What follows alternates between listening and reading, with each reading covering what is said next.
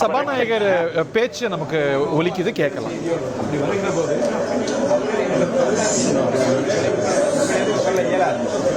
அதுக்குரிய சிரமம் ஏற்பட்டு அதை மனசில் வச்சுக்க வேண்டாம்.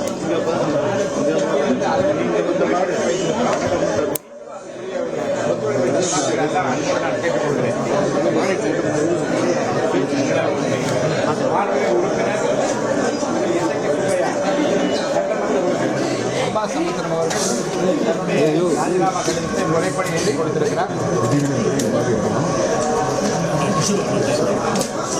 விதிகளின்படி பெருநர் மாண்புமிகு பேரவைத் தலைவர், தமிழ்நாடு சட்டமன்ற பேரவை, புனித ஜார்ஜ் கோட்டை, சென்னை 9.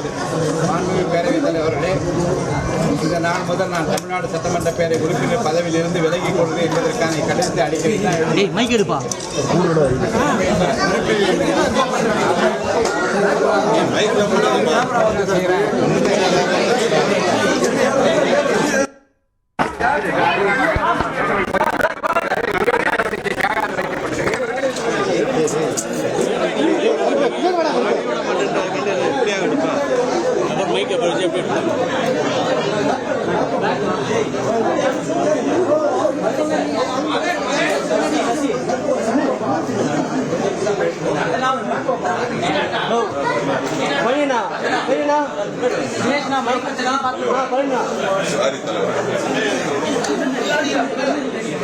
இப்போ நம்ம திரையில பார்க்கக்கூடிய விஷுவல்ஸ், திரு இசக்கி சுப்பையா அமர்ந்திருக்கிறார். சபாநாயகர் அவர் எழுதிய கடிதத்துடைய உள்ளடக்கத்தை படித்தார். இந்த ராஜினாமா கடிதம் கொடுக்கப்பட்டது.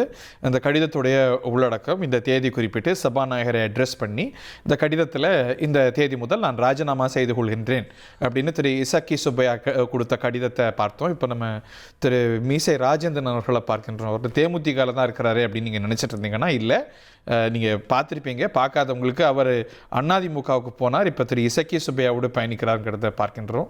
இன்னைக்கு அதிமுகவில் யார் எந்த பக்கம் இருக்கிறாங்க அப்படிங்கிறத நம்ம கூர்ந்து கவனிக்க வேண்டியிருக்கிறது. 1,28,00,000 மனங்களை வென்ற தந்தி டிவி யூடியூப் சேனல். தவிர்க்க முடியாத தம்ப்நெயில், கலக்கலான கான்டென்ட்ஸ். நீங்களும் இந்த குடும்பத்தில் இணைய இப்பவே சப்ஸ்கிரைப் பண்ணுங்க. அசுரபலம் கொண்ட எங்கள் டிஜிட்டல் கரங்களில் உங்கள் விளம்பரங்களை சேர்க்க வாட்ஸ்அப் பண்ணுங்க. 8939888378. Email advtthanditv@dttv.in.